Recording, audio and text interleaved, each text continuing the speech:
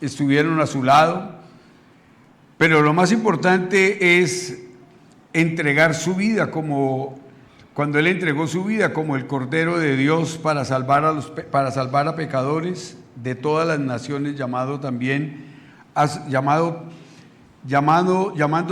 sus discípulos a seguir el mismo camino de entrega y obediencia. Nosotros venimos viviendo tiempos de mucha misericordia de Dios. Cuando usted mira las noticias, usted se da cuenta que en el mundo hay muchas iglesias locales perseguidas y muchos pastores que están siendo perseguidos. Y usted mira ese espacio en que se vive y es un espacio muy fuerte. Y nosotros aquí todavía podemos predicar el Evangelio con libertad, todavía podemos hablar de Cristo, mostrar a ese Señor de salvación, o sea, hacer tantas cosas que podemos hacer nosotros que ya hay partes donde no se puede hacer, y no es un solo país, son muchos países en el mundo donde hoy no se puede predicar el Evangelio con libertad, donde los pastores están presos, donde están siendo perseguidos, donde les toca hacer muchísimas cosas para poder llevar el Evangelio al corazón de las personas. Nosotros hoy tenemos una gran motivación de parte de Dios a que la misma motivación que le dio el Señor a sus discípulos, y es que tomemos el mismo camino que tomó Jesús para llegar al Padre, entregándose en obediencia por la iglesia. Hoy nosotros vemos cómo la gente se está perdiendo y es difícil mirar las personas que no dejan que sus corazones sean movidos a ese amor y a esa misericordia que Dios tiene para sus vidas. Es increíble cuando nosotros miramos cómo el sufrimiento de Cristo por la iglesia a muchas personas no les ha enseñado nada en su corazón, no les ha mostrado nada en su vida. Por eso cuando llegan los griegos buscando a Jesús, le indica que su hora ha llegado, y en ese pasaje el Señor enseña que la gloria de Cristo requiere su muerte vicaria, como el grano de trigo que establece un principio universal de negación para el discipulado. Si el grano de trigo no muere, no hay productividad. Y si no muere en la tierra para dar fruto, para que se vea su fruto. Si hoy nosotros no morimos al pecado, no vamos a dar ningún tipo de resultado a nivel de lo que tenemos que hacer y vivir y verdaderamente llevar a cabo a través de nuestra vida. La palabra de Dios nos edifica, y en esta mañana, cuando comencemos a leer su palabra y a estudiarla, ese pasaje nos sitúa a todos nosotros en la última semana del ministerio de Jesús durante la fiesta de la Pascua. Vamos a mirar y vamos a estudiar muchas cosas que pasaron en un momento determinado y que nosotros a veces las consideramos demasiado sencillas y no les damos la importancia que se necesita. Yo en estos últimos días, estudiando la palabra, yo me he dado cuenta cómo, por ejemplo, la gente no se centra sino en que Cristo fue a la cruz y murió en la cruz. Y entonces, pobrecito, porque le clavaron las manos, le clavaron los pies, le atravesaron el costado. Pero el verdadero sufrimiento de Jesús empieza en la última cena que Él tiene con sus discípulos. Y cuando de ese lugar Él sale con un cántico a Getsemaní para orar y porque ahí ya va a ser capturado. Y nadie se puede imaginar todo lo que va a pasar, todo lo que va a ocurrir en un momento determinado, cuando Él comienza ese camino, porque Él sale ya del aposento alto sale ya triste, ya sabe que le llegó la hora, sabe que llegó a su final y comienza un gran sufrimiento. Leyendo la Escritura y mirando alguna parte histórica, uno se da cuenta que el sufrimiento más grande de Jesús no estuvo ahí, en ese momento que lo crucificaron. El sufrimiento grande de Jesús es, por ejemplo, el momento en que Pilato se lava las manos y dice: yo no encuentro nada malo con este hombre. Yo no encuentro ninguna maldad, ningún error. Yo no entiendo por qué ustedes lo quieren matar.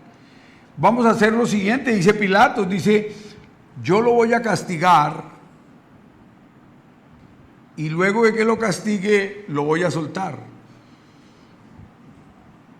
Cuando uno lee esto en la historia y lo lee en la palabra de Dios, ¿por qué Pilato se iba a castigar a Jesús? Él ya había confesado con sus labios que no había hecho nada malo. Sin embargo, nosotros siempre tenemos que pensar que el precio de nuestra salvación no fue solamente el momento de la cruz. El momento de la salvación nuestra comienza cuando lo llevan ante Pilatos, lo llevan golpeado, le empiezan a pegar por todo el camino, cuando Pilato lo manda a castigar, lo manda a maltratar muchísimo, y de ahí él tiene que subir hasta el monte con la cruz. Todo ese es el padecimiento que el Señor pasó por usted y por mí. El proceso no es solamente la cruz, el proceso no fueron solamente los clavos. El Señor tenía que pagar un precio por todos nosotros y tenía que cumplirse Isaías en la vida de cada uno de nosotros. Por sus llagas fuimos curados, y entonces a veces pensamos, ¿por cuáles llagas? Las llagas que le dieron cuando lo castigaron para llevarlo, después de que lo sacaron ante Pilatos otra vez, lo mandó castigar, le dieron látigo, le dieron durísimo. Pero por esas llagas es que usted y yo fuimos sanados, fuimos curados. Por eso es que nosotros estamos hoy en este lugar.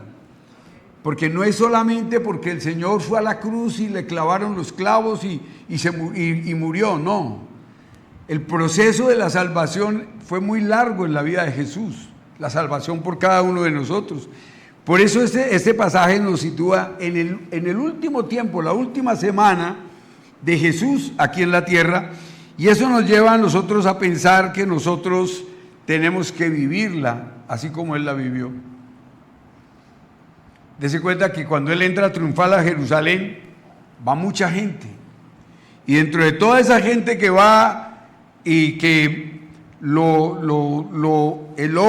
hace elogios, le botan las ramas, la ropa, todo para que Él pase, muchos de ellos a los poquitos días, a los 2 días, estaban diciendo: crucifícale. Ahí empiezan los momentos en que usted y yo tenemos que pensar. Porque usted hoy es domingo, usted viene hoy a la iglesia, canta alabanzas, levanta las manos, ora, dice muchas cosas, pero es que el problema empieza cuando usted se va de aquí. El problema no es mientras que usted está aquí en este lugar. El problema es cuando usted sale de aquí, ¿qué pasa con su vida? ¿Qué pasa con su relación? Porque es que imaginémonos, es difícil para los discípulos. El Señor mismo les dijo: ustedes todos se van a esparcir, todos me van a dejar solo. Y ellos conscientemente no querían eso. Ellos le decían: Señor, todos vamos hasta... Y Pedro le dijo: Señor, si es a la cárcel, si es a la muerte, donde sea vamos a ir todos. Y el Señor le decía: Pedro, esta noche antes que cante gallo me vas a negar 3 veces. En Lucas dice 2 veces. Y usted tiene que mirar, porque a usted le pasa exactamente, a nosotros nos puede pasar exactamente igual. Hoy estamos alabando al Señor y todo, pero cuando usted llega mañana a su trabajo y le piden hacer cosas que usted no debe hacer, o le dicen lo que no debe decir y usted se pone de mal genio, usted está diciendo: crucifícale, de una manera indirecta. Usted está diciéndole: me olvidé de lo que tú hiciste por mí. No pude controlar mis impulsos, no pude controlar mi vida, no pude controlar mi yo. Y por eso es que nosotros tenemos que pensar que nosotros hemos venido estudiando todos estos pasajes de la Biblia, todo el Evangelio de Juan, que es una doctrina muy profunda, y hemos venido analizándolo semana tras semana, y hemos venido aprendiendo muchas cosas, y tenemos que entender hoy nosotros que la vida cristiana no es venir a la iglesia. ¿Estamos? Como la vida cristiana o el seguir a Cristo no fue haber llegado el día que Él entró triunfal a Jerusalén. Muchos de los que entraron triunfales a Jerusalén después lo negaron. Por eso nosotros tenemos que mirar que antes de llegar a Juan, al tema de hoy, Juan capítulo 12, 20, 26, el evangelista nos condujo a nosotros, a todos nosotros, muy cuidadosamente a la iglesia hacia el momento culminante del ministerio público de Jesucristo. Nosotros vimos, por ejemplo, las semanas anteriores estudiamos Juan capítulo 11, 38 al 44. Jesús resucitó a Lázaro. Fueron todos los hechos que el Señor hizo antes de llegar ya a su punto final en la cruz. Fue lo que veníamos estudiando en las semanas anteriores. Y entonces estuvimos mirando que su autoridad absoluta sobre la muerte fue confirmada ese día, cuando levantó a Lázaro de entre los muertos. Cuando Él le dice a Lázaro, sal fuera. Y por eso también en Juan 11, 45 al 57, el milagro de Lázaro produjo dos respuestas. Muchos creyeron, mientras otros decidieron darle muerte a Jesús. En ese mismo momento en que están viendo que Cristo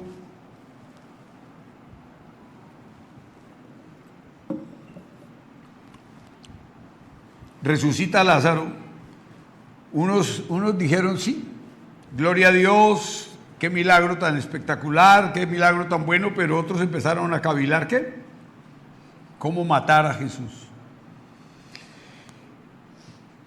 A mí me gusta mucho tocar estos temas y mirar a ver hasta dónde puedo llegar a que los podamos llevar a nivel personal, porque es que la vida cristiana es una vida personal. ¿Estamos? La vida cristiana es una vida personal. Usted se comporta aquí en la iglesia y usted aquí alaba a Dios, se levanta, aplaude, goza, todo. Pero es que el problema no es aquí, el problema es cuando usted está a solas con Jesús. El problema es cuando usted está a solas con el mundo. ¿Cuál es su forma de comportarse en esos momentos difíciles en el mundo?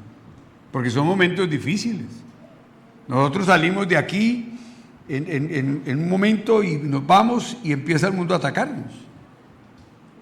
¿Y cuál es el problema de nosotros? Es que sí, nosotros aprendimos mucho acerca de todos los milagros de Jesús, pero ¿cuál es nuestra posición final?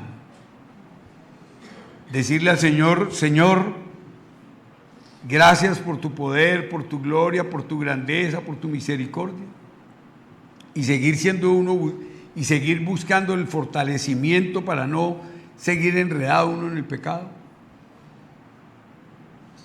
Porque sí existe el arrepentimiento y de eso somos todos conscientes. Pero es que ya muchas personas el arrepentimiento lo volvieron también un juego, como las palabras perdóname. O sea, muchas de las palabras que tenían un gran valor hace un tiempo, hoy por hoy son una palabra común y corriente en cualquier corazón, en cualquier vida. Usted hace lo que quiere, ofende al que quiere, dice lo que quiere, y usted no ya dice perdóname, es por un cumplimiento, pero el perdón que no va acompañado del arrepentimiento no funciona. Por eso el Señor Jesucristo en Juan 11, 38 al 44, Él especificó que Él era la resurrección y la vida. Y en Juan 11, 45 al 57, el milagro produjo dos respuestas, ya les dije, y en Juan 12, del 1 al 11, María honró al Señor derramando el perfume de alabastro, que también fue otro punto de complicación allá en el momento del caminar con Cristo. Entonces, están en una cena privada, Jesús se sienta y María, la hermana de Lázaro y de Marta, con un perfume de alabastro que era su herencia, lava los pies de Jesús y los enjuaga con sus cabellos. Y entonces vienen los mismos comentarios entre los seguidores de Jesús, porque es que los problemas es que todo eso ocurre es con los seguidores de Cristo. Entonces todos, empezando por Judas Iscariote, dijo: ¿qué es este desperdicio? Ese perfume se había debido vender para repartírselo en 300 denarios, para repartírselo a los pobres. Usted muchas veces cambia a Cristo por otras cosas, adora otras cosas en vez de adorar a Jesús, se rinde ante otras cosas en vez de Cristo. Y en esas son las cosas que tenemos que pensar y reaccionar nosotros, porque es que estamos llamados a vivir una vida de santidad. Es lo que el Señor pide: ser santos como yo soy santo, dice el Señor. Y el Señor dice, y esta mujer entonces le lava los pies a Jesús, y Jesús dice que le está adelantando el ungirlo para su muerte. Y la verdad es que eso fue profético siempre, porque el Señor Jesús, cuando murió, lo bajaron de la cruz, no hubo tiempo de arreglarlo como arreglan todos los muertos, y lo metieron a la tumba. Y esta convincente que 3 años andando con Jesús y no habían entendido muchas cosas que Cristo había hablado. Y quizás nosotros aquí llevamos unos más años que otros y todavía no hemos entendido ni comprendido profundamente lo que el Señor quiere decirnos. Hay personas que a estas alturas de la vida, después de muchos años de conocer de Cristo, todavía no entienden quién es Jesús. Todavía no entienden qué fue lo que Cristo hizo verdaderamente en la cruz por cada una de sus vidas. Y todavía están esperando otras cosas diferentes a las cosas que tiene Dios en el planteamiento profundo que ha dado para nuestros corazones. Entonces allí, en este pasaje que vamos a estudiar en esta mañana, seguro que en Juan capítulo 12, 20, 26 es uno de los pasajes más profundos del Evangelio de Juan, y en él convergen grandes verdades del Evangelio. Primero, la llegada de la hora de Cristo. En ese último capítulo, en este momento estamos empezando, llegó la hora de Cristo, el alcance universal de la salvación. Cuando vienen los griegos, y el Señor hace alusión a los griegos, es porque Él nunca había salido de Israel, y ya vino gente de afuera, y ya la salvación. Y se cuenta cómo el Señor les contesta a los griegos. Antes de hablar con los griegos les dice lo de la semilla de trigo, que si no muere no va a dar fruto. Y es lo que Él dice. El Señor Jesús, si no hubiera muerto, no estuviéramos nosotros en este lugar. Es el fruto de la muerte de Jesús el que nos ha traído a este sitio. Por eso el grano de trigo que muere para llevar mucho fruto, ese es Cristo. Y tenemos que mirar que Él murió fue para dar fruto, y ese fruto somos usted y yo. Porque en ese momento, el fruto de ese momento era otro. Eran los que estaban allá. Pero era necesario que la salvación se volviera universal para poder nosotros hoy entender por qué es que somos salvos. Por eso en el comentario que estudié esta parte, los griegos significaron para la iglesia en ese momento, significó la universalización de la salvación. Ya ellos llegaron a ese lugar, Jesús no les habló a ellos. Acuérdense que leemos en la palabra, ahora vamos a leer todo, y entonces usted llega y Felipe le dice a Andrés, y Andrés y Felipe van donde Jesús, y Jesús no les contesta a los griegos, no le dice a los griegos, sí, vamos a charlar, sino les habla la parábola que estamos hablando. Si el trigo no muere, no hay fruto. Si yo no muero, no va a haber fruto. En otras palabras, es lo que Cristo está diciendo. Y nosotros necesitamos vivir eso. Por eso nosotros entendemos que el grano de trigo muere para llevar más fruto. La gloria de Cristo manifestada por medio de la cruz. La gloria de Cristo es en todo el camino de la cruz, todo lo que Él pagó para llegar a la cruz, donde toda la ira del Padre descendió sobre Él para que todos los pecados fueran perdonados y no quedara ningún pecado inconfeso en nuestra vida. Él pagó por todos los pecados, aún por los que se están inventando ahora en el mundo. Por eso usted tiene que mirar que el verdadero discipulado, seguir a Cristo con una entrega total. Eso es lo que vamos mirando nosotros en este punto. Eso es lo que nos vamos a tratar en el Evangelio de hoy. Y comenzamos, vamos a leer el versículo 20, 21 y 22 y vamos a empezar a estudiar este tema de una manera que podamos ir entendiéndolo en nuestro corazón. Hicimos un recuento de todo lo que hemos venido estudiando, de todo, porque llevamos un mes que no hablábamos de Juan y ya estamos otra vez en el mismo camino.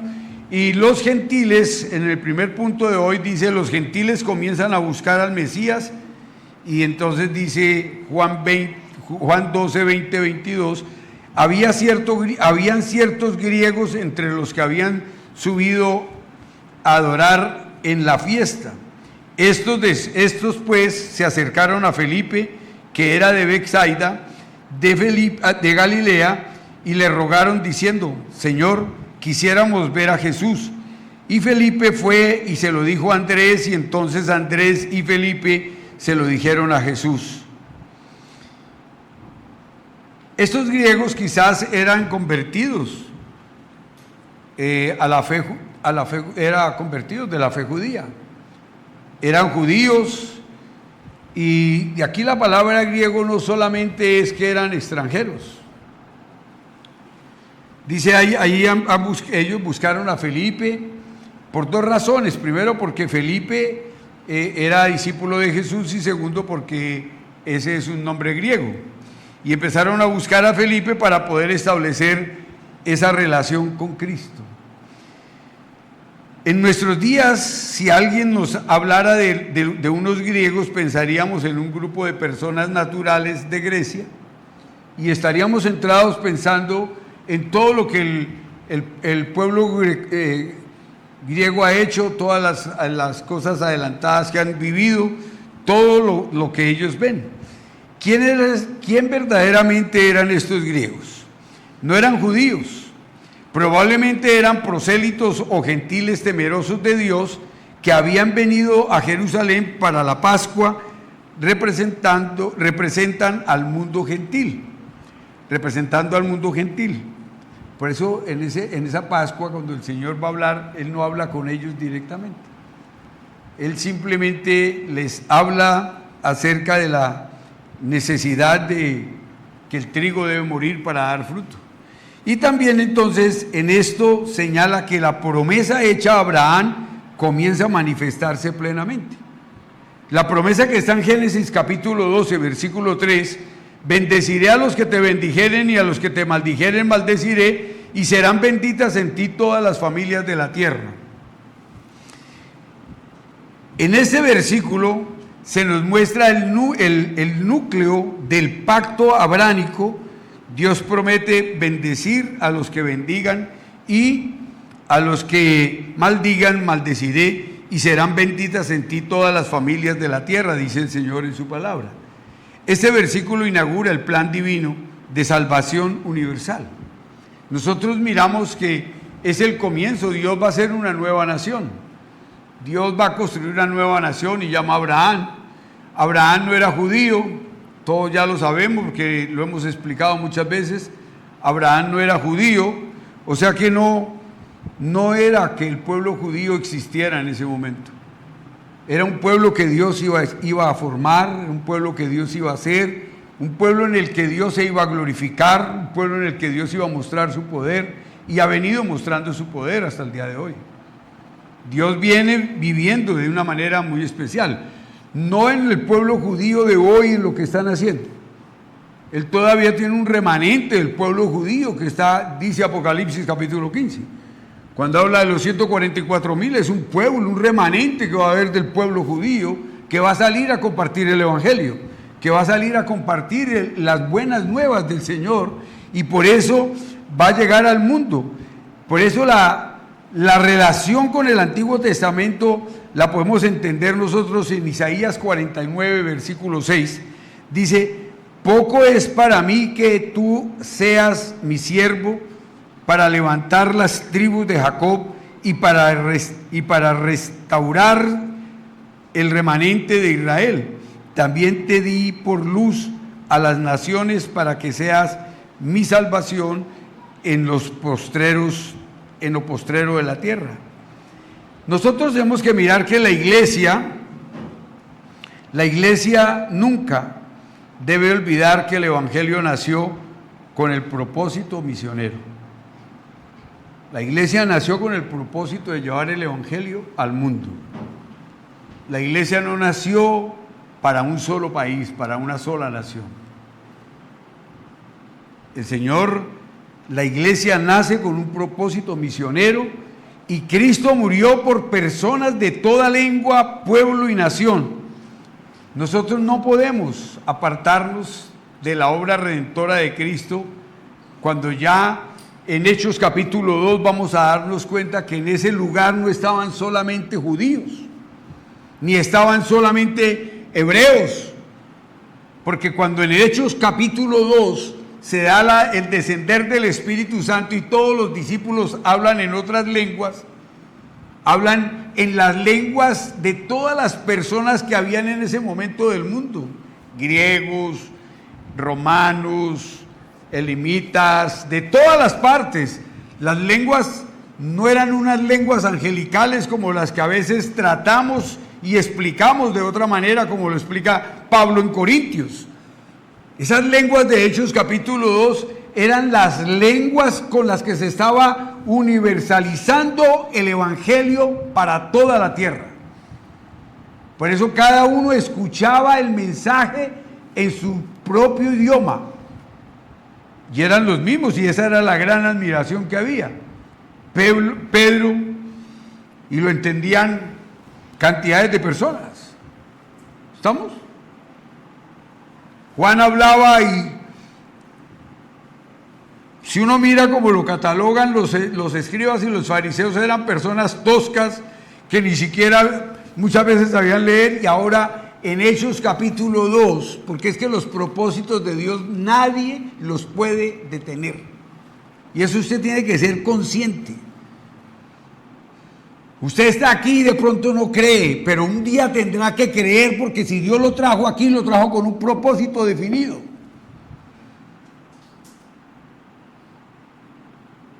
Dios no lo trajo aquí a pasear. Este mundo no es un paseo, este mundo es un mundo de maldad, un mundo de pecado en el que usted no se encuentra consigo mismo.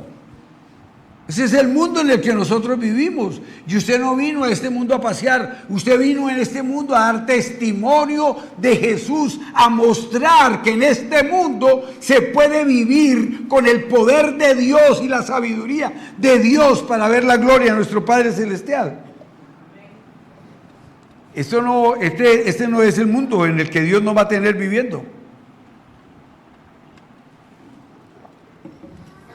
Cuando hablamos de la vida eterna y de todo, no podemos pensar que la vida eterna la vamos a vivir aquí en la 27 de febrero. Tenemos que entender que es un movimiento universal de Dios, y tenemos que darnos cuenta. Y por eso si leemos Juan capítulo 12, 23, que sería mi segundo punto en esta mañana, Jesús declara que ha llegado su hora. Jesús le respondió diciendo: ha llegado la hora para que el Hijo del Hombre sea glorificado.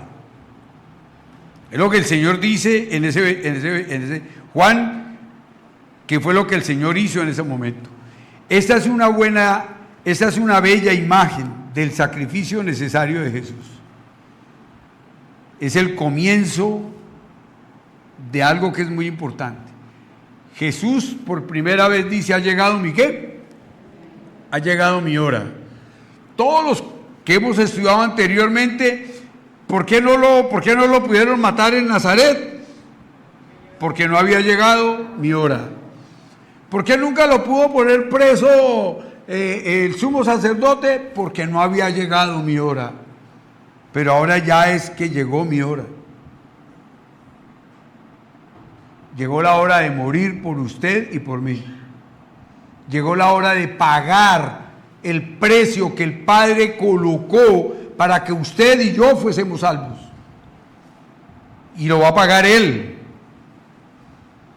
Por eso si un grano de trigo no cae en la tierra y muere, no se convertirá en una planta que produzca muchos granos más.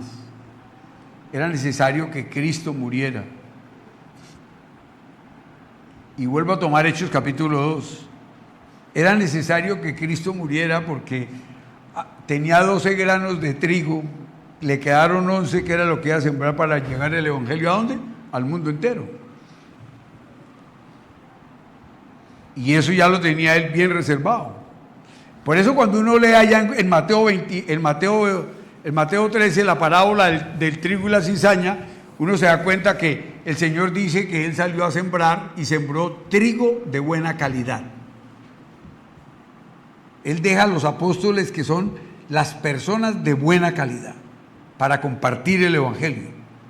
Por eso más arriba les dije que el Señor les dijo que ellos tenían que sufrir lo que Él había sufrido. Nosotros hoy tenemos que mirar que la vida cristiana no es una cosa diferente a que usted tiene que morir. Cuando usted lee 2 de Corintios 4:12, usted encuentra, bueno, desde el 7, desde el versículo 7, Dios está hablándonos a nosotros de el gran tesoro que tenemos guardado en nuestros corazones. Y el Señor en ese mismo momento empieza a decirnos a todos nosotros, no nos dice que va a todo salir perfecto. Él dice que vamos a tener muchas dificultades. El Señor dice que ese tesoro que está en el corazón, en vasos de barro, que es su palabra, y después dice, pero van a tener mucha tribulación. Pero en esa tribulación no van a tener angustia. Porque la palabra de Dios, cuando usted depende de la palabra de Dios, cuando yo dependo de la palabra de Dios, ¿qué es lo que pasa? Que esa palabra de Dios no es que me quite los problemas, es que impide que yo caiga en la angustia, porque un hombre angustiado, lo he repetido muchas veces y lo repito hoy otra vez, un hombre angustiado no piensa bien ni actúa bien. Entonces lo único que hace Dios es decirle a usted que usted tiene una palabra guardada en su corazón y que esa palabra tiene una respuesta de fortaleza para su vida, para que usted no continúe en el estado que el diablo lo quiere llevar, que sus problemas, la tribulación, se vuelva ¿qué? Angustia. Después dice que vamos a tener apuros, ¿o no? Y todos tenemos apuros financieros, familiares, con los hijos, con todo, todos tenemos apuros. Pero el poder de esa palabra que está en nuestro corazón, si usted medita en ella, la analiza, la aplica y la pone por obra en su vida, no va a caer en desesperación. Una persona desesperada tampoco piensa bien ni actúa bien. Y ese fue el regalo de Dios para nuestra vida. Por eso nosotros, en este versículo, Él declara que llegó su hora, y vamos a mirar cuál es la gloria del Señor que Él trajo en ese momento cuando llega su hora para nosotros. ¿Qué es lo que Él trae? ¿Cuál es esa gloria? No es un trono terrenal, no es una coronación política, no es un reconocimiento humano. Su gloria será manifestada en la siguiente manera. La gloria del Señor no va a ser, como les acabo de decir, ni va a ser un trono terrenal, ni va a ser una coronación política, ni va a ser un reconocimiento humano. Eso así no es como el Señor nos va a dejar su gracia, su misericordia, su gloria. Su gloria será manifestada en la cruz, la resurrección, la ascensión y la exaltación a la diestra del Padre. Esa es la gloria que Cristo nos deja para que miremos y podamos amar esa obra redentora que Él hizo en la cruz del Calvario. ¿Qué era lo que esperaba la gente en esa época? Que le dieran un trono terrenal. Esperaba que Él tuviera un palacio inmenso, que tuviera una cantidad de cosas. Pero qué tremendo cuando de usted, que es hecho a imagen y semejanza de Dios igual que yo, y que nosotros pues tenemos que ser imitadores de Cristo, qué tremendo cuando nos dejamos llevar por las cosas del mundo, el facilitismo del mundo, y no mirar la cruz del Calvario, que hay que pagar un precio para ser santos. La vida sin ese precio no es santificación.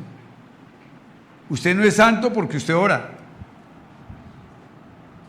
Usted es santo porque valora la obra de Cristo en la cruz del Calvario. Tampoco es santo porque lee la Biblia. Usted es santo porque hace lo que la Biblia le dice que tiene que hacer.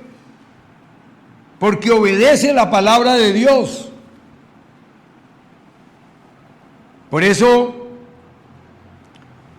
no le dieron ningún reconocimiento humano. Al Señor no le entregaron como todos los políticos o todas las reuniones del éxito humano.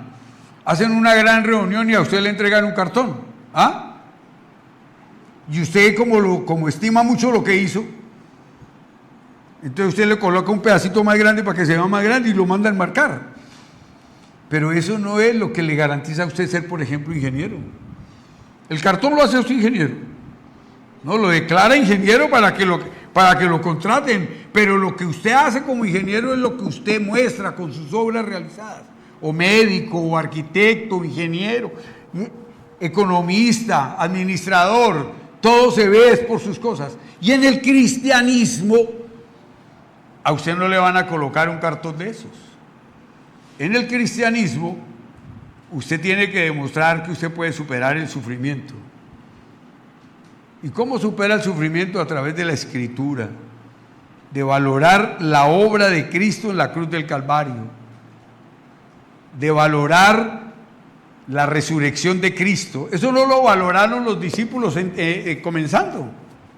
Si ustedes se acuerdan de lo que han leído en la Biblia, ¿para dónde iba María con las otras Marías y con todas las mujeres cuando se acabó el día de reposo? ¿Para dónde iban?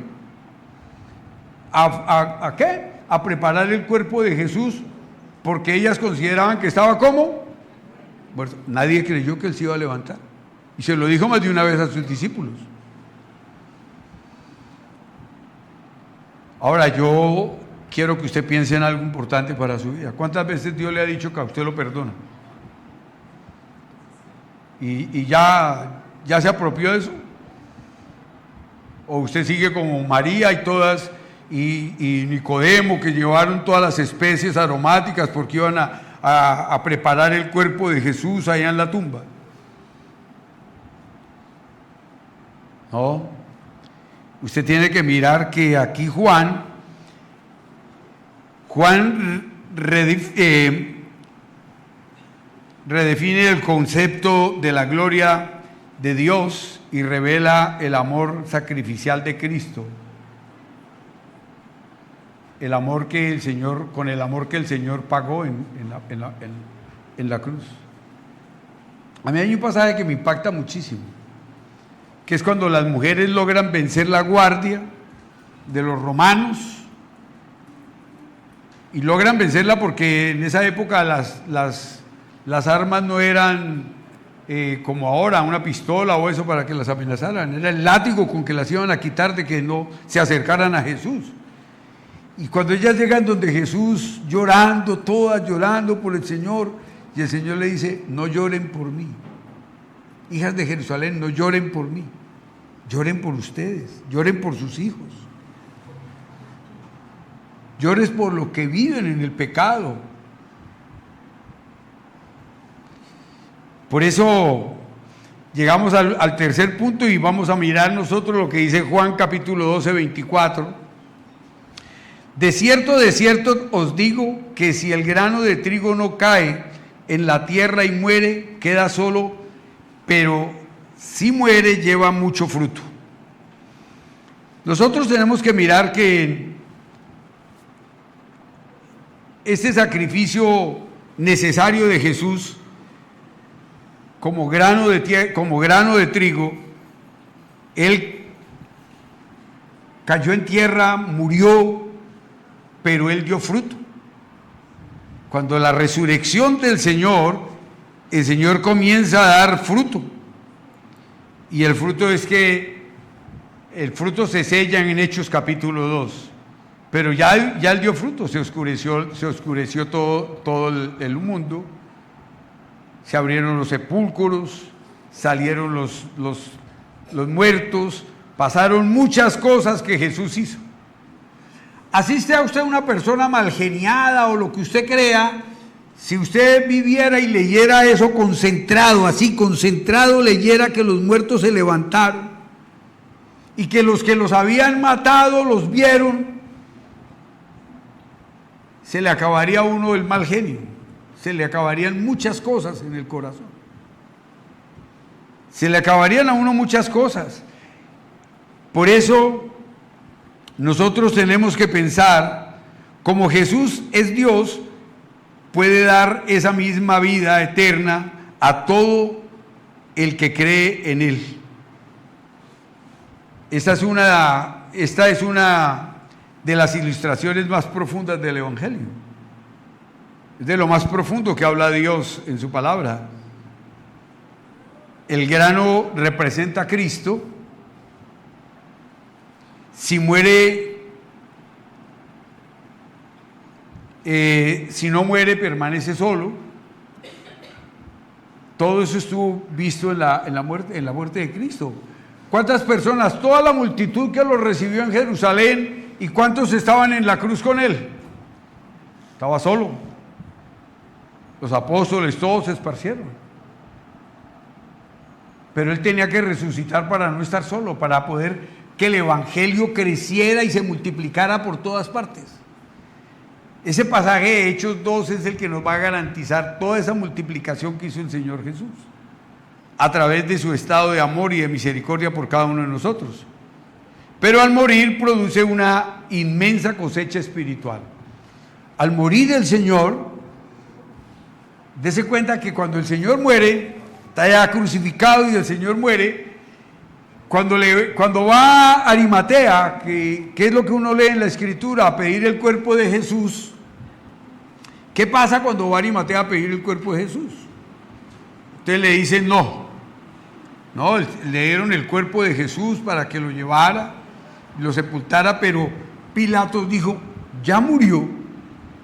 O sea, nadie muere tan rápido cuando es crucificado, ¿estamos? ¿Qué tenían que hacer muchas veces para ayudar a la muerte de las personas? Partirle las piernas, en las rodillas, para que murieran. Y Pilatos se quedó aterrado, dijo, ¿y ya murió? Sí, ya murió. Y el jefe del ejército le bota la lanza al otro soldado y le dice, pruebe. Y él le atraviesa el costado y sale agua y sangre. El bautismo y el nuevo pacto. Y ahí estamos nosotros, por eso estamos nosotros aquí. La muerte de Cristo no fue una derrota. Algunos miran la muerte de Cristo como una derrota y no fue una derrota, fue el medio establecido por Dios para producir vida eterna para millones de pecadores. La muerte de Cristo nunca fue una derrota. Ahora, otra vez volvemos a tener una relación con Isaías 53 en el Antiguo Testamento.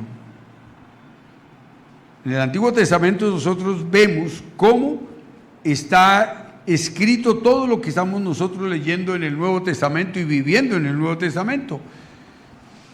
Dice Isaías 53:10, Con todo eso Jehová quiso quebrantarlo, sujetándole a padecimientos.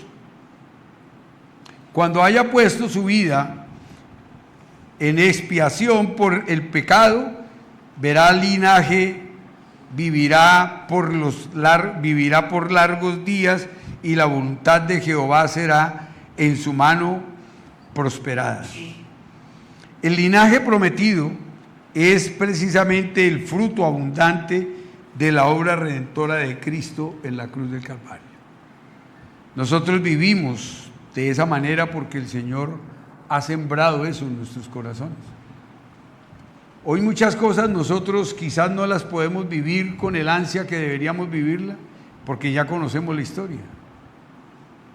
Pero si usted se pone a pensar en los apóstoles, cuando tienen que irse, los apóstoles teniendo un líder durante 3 años que resucitó muertos, curó ciegos, liberó oprimidos, echó fuera demonios, caminó sobre las aguas, reprendió el viento, reprendió el mar, todo le obedecía. Y usted se pone a mirar ese momento, y eso los apóstoles, solo que uno tenga que estar ahí. Por eso le repito, usted y yo porque ya sabemos la historia, pero sería muy, muy duro para uno haber dejado todo para seguir a una persona 3 años y oírlo decir: mi padre me ha abandonado, todos me dejaron. ¿Qué líder era ese? Lo que pasa es que usted ya lee y entonces usted ya sabe toda la historia, ¿ah? Y entonces usted dice: no, pero él resucitó y todo se arregló en el caminar. Pero esos momentos de sufrimiento de los apóstoles, porque hay comentarios donde critican la situación de los apóstoles, cómo lo abandonaron, cómo lo dejaron. Y hay otros que dicen que Judas no fue el único malo, que Pedro lo negó 3 veces, y que no solamente Pedro, sino que todos lo negaron, que el único que fue capaz de decir que no era Pedro, pero que todos hicieron lo mismo. Pero es que todo eso estaba escrito. Por eso toda la vida espiritual está centrada en la obra redentora de Cristo, no existe salvación sin la cruz. De eso usted y yo tenemos que estar definidos. El último punto de la mañana: el llamado al discipulado. Juan capítulo 12, 25, 26. El que ama su vida la perderá, y el que aborrece su vida en este mundo para vida eterna la guardará. Si alguno me sirve, sígame, y donde yo estuviere, allí también estará mi siervo. Si alguno me sirviere, mi Padre lo honrará. Este versículo que les voy a compartir es un versículo que me gustaría, y en la hoja que les vamos a entregar al final está para que usted se lo memorice, y me gustaría que usted lo pusiera por obra, lo aplicara en su vida. Y es: de cierto os digo que si el grano de trigo no cae en tierra y muere, queda solo, pero si muere, lleva mucho fruto. Juan capítulo 12, versículo 24.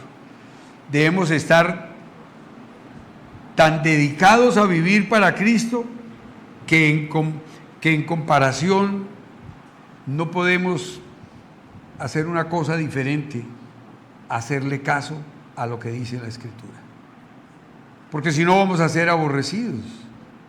Cuando usted dice una cosa y hace otra, usted no es contemplado como una persona sana, usted no es contemplado como una persona sabia, como una persona íntegra. Muchos creían que Jesús había venido solo para los judíos, por ejemplo. Pero cuando Jesús dijo: si alguno me sirve, sígame, se dirigía también a estos griegos que habían llegado y a los otros que vamos a leer cuando estemos estudiando Hechos capítulo 2. Usted lo puede leer y verá que el Señor no vino solo a los judíos. Cuando estudia uno la carta del apóstol Pablo a los romanos, descubre que el Señor no vino solamente a los judíos, que el Señor vino a salvar al mundo.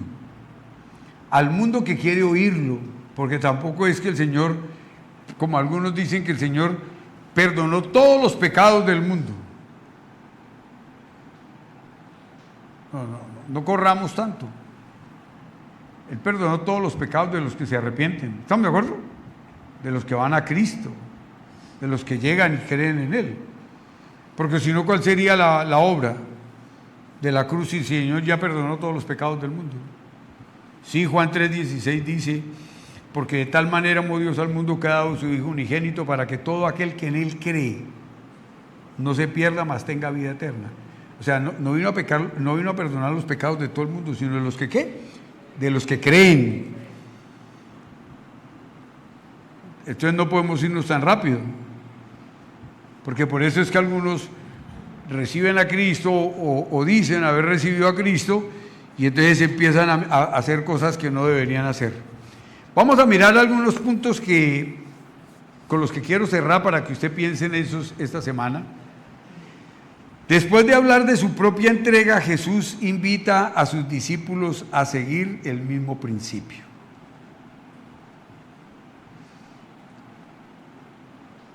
¿Quién es un discípulo de Jesús? Porque si no, usted se va, no, es que yo no soy como Pedro, yo no soy como Pablo, yo no soy como fulano. No, un discípulo de Jesús es el que ha nacido de nuevo, el que ha decidido creer en Jesús, hacer su voluntad y ponerla por obra. ¿Estamos? Un discípulo de Jesús no es el que viene todos los domingos a la iglesia y cada 8 días viene como si esta fuera una estación de servicio, donde usted viene, tanquea su tanque y se va. ¿Estamos? No. Ese no es un discípulo de Jesús. Un discípulo de Jesús es el que cree y obedece su palabra. El que hace lo que Él le pide que tiene que hacer.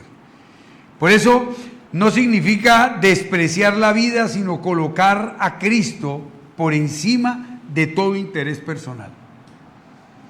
Algunos creen que estar en Cristo se le perdió el tiempo de gozar, de no sé qué, de sí sé cuándo. No, es que si usted coloca a Cristo por encima de todas las cosas, por todo lo que está, usted va a tener excelentes resultados en el caminar de su vida. El discipulado bíblico implica negarse a uno mismo, tomar la cruz y seguir al Señor. Mateo 16:24. Eso es lo que hace un discípulo de Jesús. Eso es lo que un discípulo de Cristo hace para ver la gloria de Dios en todo lo que tiene que hacer. Ahora tenemos que mirar, la promesa final es extraordinaria. El Padre honra a quienes sirven fielmente al Hijo. Qué privilegio tan grande poder uno entender que debemos servirle a Cristo. Ahora, Cristo vino para salvar personas de todas las naciones, de todas las naciones. La iglesia debe mantener una visión misionera. La iglesia debe mantener una visión misionera. En el entorno donde usted vive, hay personas que no han recibido a Cristo, que no conocen a Cristo, que no conocen el Evangelio, que están muertas en su vida espiritual. Y usted, como parte de la iglesia, como iglesia que usted es, debe tener esa visión viva, la parte misional de la iglesia.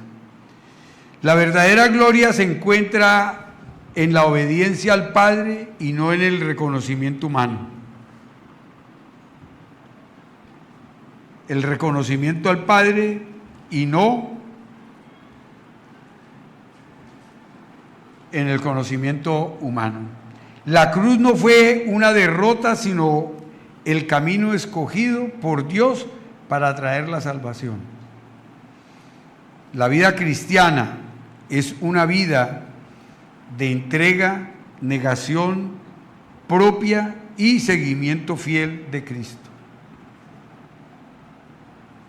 Por eso, mis estimados hermanos, quien sirve al Señor tiene la promesa segura de que la presencia de Cristo y la honra del Padre están con usted. Mis amados, les invito a que nos pongamos en pie, a que oremos y a que recordemos el versículo que debe meditar usted profundamente en esta semana. De cierto os digo, que si el grano de trigo no cae en tierra y muere, queda solo, pero si muere lleva mucho fruto. Juan 12:24. Padre, estamos en esta mañana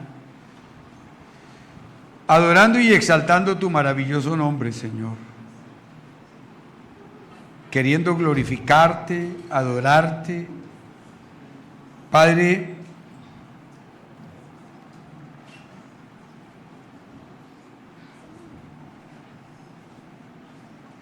permite que la iglesia hoy, Señor, responda al mismo llamado: contemplar a Cristo, confiar plenamente en su obra redentora y vivir una vida de entrega para la gloria de Dios. Señor, permite que la iglesia se mueva de esta manera. Permítanos ver tu gloria, Señor, en todo lo que emprendemos y en todo lo que hacemos. Y dejemos que Dios se glorifique en cada uno de nuestros corazones. Dele oportunidad a que Dios se mueva en su vida.